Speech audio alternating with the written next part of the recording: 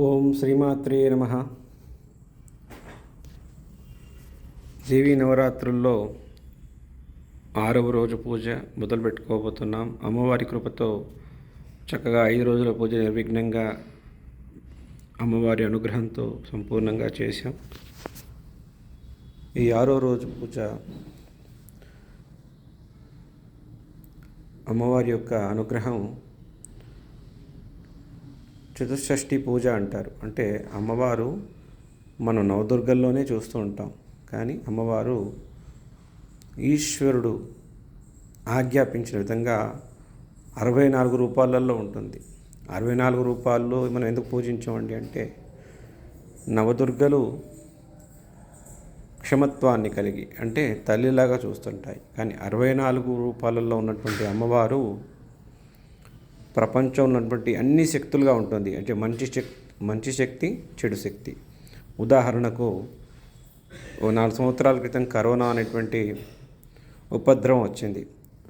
ఆ 64 అమ్మవార్లలో కరోనా కూడా ఒక శక్తి అన్నమాట. అంటే సృష్టిని సృష్టించడమే కాదు, నిర్మూలించడానికి కూడా శక్తులు ఉంటాయి కదా. ఆ శక్తులు కూడా 64లోనే ఉంటాయి. ప్రపంచం ప్రళయం తెచ్చేటువంటి శక్తి కూడా అమ్మవారి 64 సృష్టిలోనే ఉంటుంది.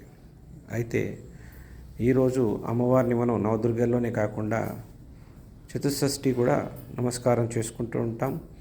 కేవలం మాతృరూపేణ అమ్మవారు ఎదిగే శక్తిగా, మనకు సంతోష శక్తిగా, అనుగ్రహాన్ని ఇచ్చే తల్లిగానే మనల్ని కాపాడాలి.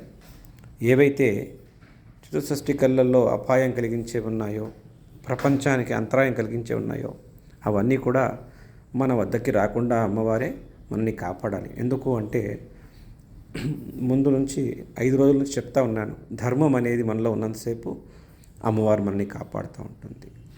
అమ్మవారికి అందరూ పిల్లలే. పాఠశాలలో వెళ్ళినటువంటి పిల్లలందరికీ ఉపాధ్యాయుడు ఒకే రకంగా చెప్తాడు, కానీ ఒక రకంగా ఉత్తీర్ణులు అవుతారు. తక్కువ మార్కులు వస్తే ఒకరికి ఎక్కువ మార్కులు వస్తుంటాయి. ఎందుకు అలా జరుగుతుంది? ఇక్కడ కూడా అంతే. అమ్మవారు పుట్టించినప్పుడు అందరినీ సమానంగానే పుట్టించింది. ఈశ్వరుడు చెప్పినట్టు ఆవిడ 64 రూపాలలో ఆవిడే కరుణిస్తుంది. ఆవిడే మళ్ళీ మనకు ఇంకో జన్మనిచ్చే అవకాశం ఇస్తూ ఉంటుంది.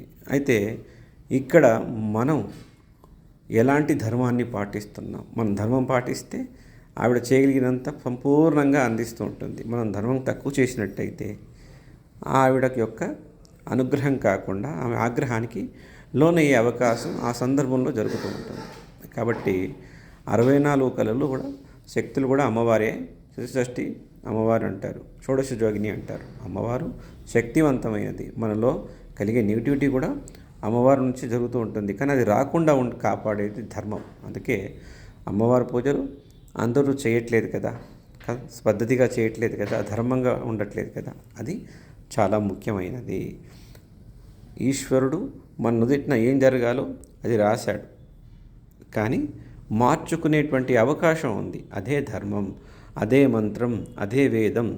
వేదం కానీ, ధర్మం కానీ, మంత్రాలు కానీ, సాంప్రదాయాలు కానీ ఏం చెప్తున్నాయండి అంటే, మనకు రాసినటువంటి రాతను మంచి దారిలో పెట్టుకోవడానికి ధర్మం అనేటువంటి సాధనాన్ని ఇచ్చారు. ధర్మం అంటే వేదంలో చెప్పినటువంటి అన్ని సూక్తాలు, అన్ని పద్ధతులు, ఇవి పాటించిన మనకు ఆ భగవంతుని కృప అందుకునేటువంటి అవకాశం ఉంటుంది. వాళ్ళు ఇచ్చాల్సింది ఇచ్చారు, మనం ఇంకా మంచిగా చేసుకునేటువంటి అవకాశమే ఈ పూజా విధానం.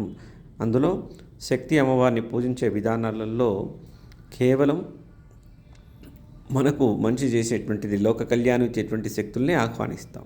ఏదైతే ప్రపంచానికి హాని చేస్తుందో అటువంటిని ఆ ఈశ్వరుడు తగ్గించి అమ్మవారు మనకు తల్లి రూపంలోనే మిగిలేలా ఇవ్వాలని ప్రార్థిస్తూ మంత్రాలని, జపాలని, సాధనను చేస్తూ ఉంటాం. ఈ విధంగా అమ్మవారు 6వ పూజ కనికరించాలని.